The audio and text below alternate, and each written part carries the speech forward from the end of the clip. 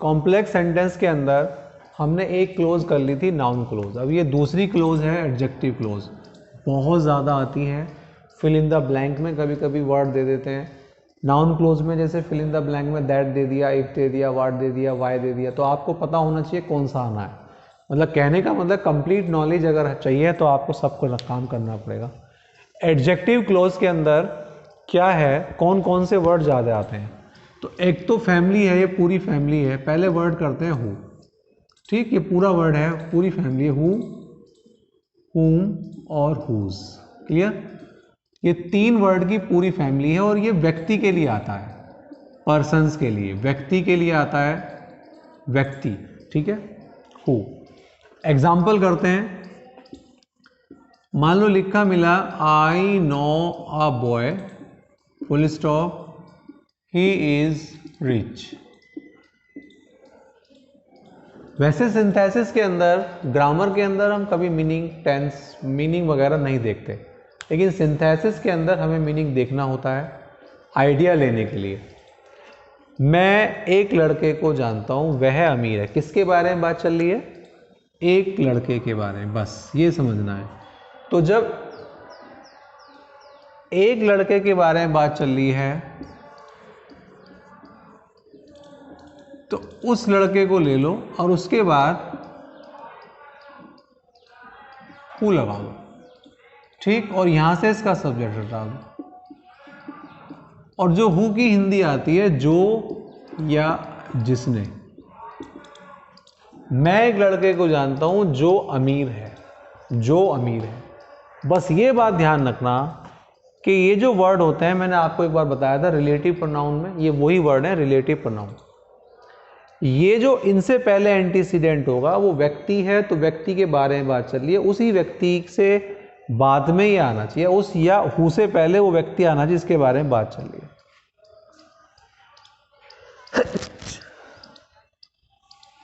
Clear? जहां भी वो व्यक्ति मिल जाए वहां पर आप हु लगा दें, कोई प्रॉब्लम नहीं होनी चाहिए आपको इसमें। जैसे मैं एक सेंटेंस और देता हूं, the boy is honest he is my friend. थोड़ा हिंदी देखिए, लड़का ईमानदार है, वह मेरा मित्र है। किसके बारे में बात चल रही है? बॉय के बारे में। मैंने अभी आपको एक बात रटाई, जिसके बारे में बात चल रही है उसके बाद हु लगा दो, यही तो रटाया। जिसके बारे में बात चले उसके बाद हु लगाओ। यहां पर ये वर्ड सेम, इज ऑनेस्ट, और ये वाला वर्ड सब्जेक्ट हटा देते हैं, इज माई फ्रेंड। क्लियर? ये सब्जेक्ट क्यों हटाते हैं अगर बात आए? क्योंकि हु भी खुद में सब्जेक्ट है, तो डबल सब्जेक्ट को यूज नहीं करेंगे। तो सब्जेक्ट बीच में आए व्यक्ति तो बीच में हु लगा दें उसके तुरंत बाद, शुरू में वो व्यक्ति आए तो उसके तुरंत बाद हु लगा दें। इस तरीके से हम करते हैं। तो ये हो गया हमारा हु का प्रयोग। अब बात आती है एग्जाम के अंदर, ये आई भी प्रॉब्लम है कि एक वाक्य दे दिया, उसमें नीचे लिख दिया हु है, हुम है, हु, हुम, हुज, विच। तो आपको पता होना चाहिए कौन सा वर्ड आएगा। अब हम एक वर्ड करते हैं हु। एग्जाम्पल देखें, I know a boy you punish. मैं एक लड़के को जानता हूं, यू पनिश हिम, तुम उसे सजा देते हो। किसके बारे में बात चल रही है? बॉय के बारे में। तो मैंने लिखा आई नो अ बॉय। अब आपने कहा, अभी मैंने पहले कहा तो हु लगाया बताया था, लेकिन यहां पर जब सब्जेक्ट डिफरेंट हो, क्या हो? सब्जेक्ट डिफरेंट, वहां पर बॉय के बारे में ही इज रिच दे रखा था, ही इज माई फ्रेंड दे रखा था। जब सब्जेक्ट डिफरेंट होता है, बात व्यक्ति के बारे में चल रही हो, सब्जेक्ट डिफरेंट हो, तो हुम आएगा, हुम यू पनिश। और देखो ट्रांसलेशन क्या होती है, हुम का मतलब है जिसे या जिसको। मैं एक लड़के को जानता हूं जिसको तुम सजा देते हो, जिसको तुम पीटते हो या सजा देते हो। क्लियर? ये हो गया हमारा हुम। तो बिल्कुल इजी, जब आगे वाला वाक्य सब्जेक्ट के रूप में आ रहा हो तो हु आ जाएगा, जब आगे कोई डिफरेंट सब्जेक्ट होता है तो whom आता है, और एक बचा whose। whose किस तरीके से प्रयोग होता है? I know a boy, his father is an IAS। मैं एक लड़के को जानता हूं, उसके पिता IAS है। किसके बारे में बात चल रही है? बॉय के बारे में। तो ये होता है जिसके, और इसमें अपने की अंग्रेजी आती है, अपने की अंग्रेजी आएगी वाक्य में। सब्जेक्ट व्यक्ति के बारे में बात चल रही होगी, उसी के बारे में अपने की अंग्रेजी के साथ होगा। तो आई नो अ बॉय, मैं एक लड़के को जानता हूं जिसके whose father, तो a boy whose father is, यहां पर his जो अपने की इंग्लिश है उसे हटाएंगे केवल, ठीक है, उसकी जगह whose आ जाएगा, और सारा same, is an IAS। Clear? तीनों बातें क्लियर हो गई होंगी आपको। हु जब व्यक्ति के बारे में बात चली और आगे सब्जेक्ट हो, सब्जेक्ट को हटाकर हु लिख देते हैं। जिस व्यक्ति के बारे में बात चल रही है वो चाहे बीच में हो चाहे वो शुरू में हो। अगर जिस व्यक्ति के बारे में बात चल रही है लेकिन आगे वाले वाक्य में डिफरेंट सब्जेक्ट दे रखा हो तो फिर whom आता है, whom WHOM। और जब अपने की अंग्रेजी दे रखी हो तो whose आता है। क्या आता है? whose। अब एक वर्ड, ये तो पूरी फैमिली एक ही हो गई आपकी, who, whom और whose। इसमें से एक वर्ड का सेंटेंस जरूर आता है एग्जाम के अंदर। नेक्स्ट चेक करें। एक होता है वर्ड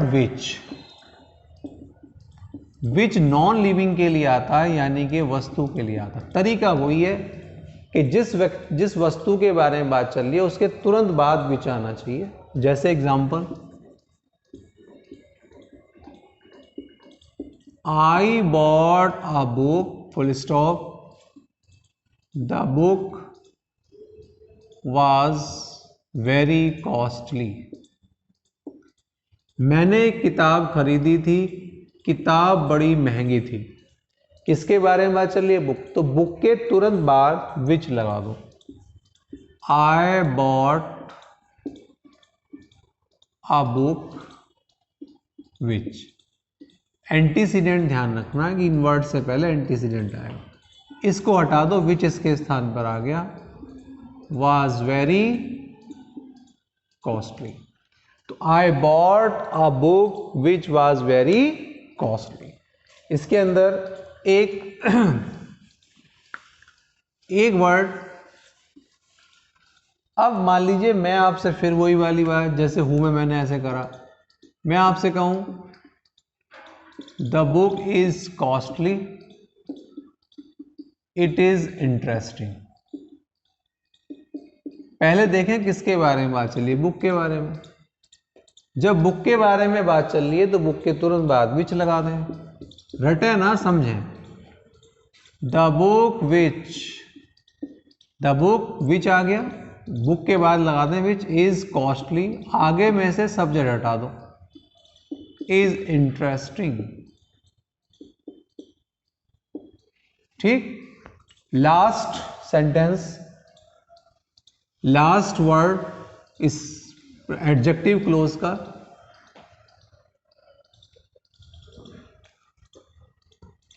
वेयर। कहां भी होता है और इसका यहां पर मतलब है जहां। प्लेस के लिए आता है और इन वाक्यों में ज्यादातर हेयर और देयर मिलता है। ठीक। जैसे एक example, I remember the place we met hair.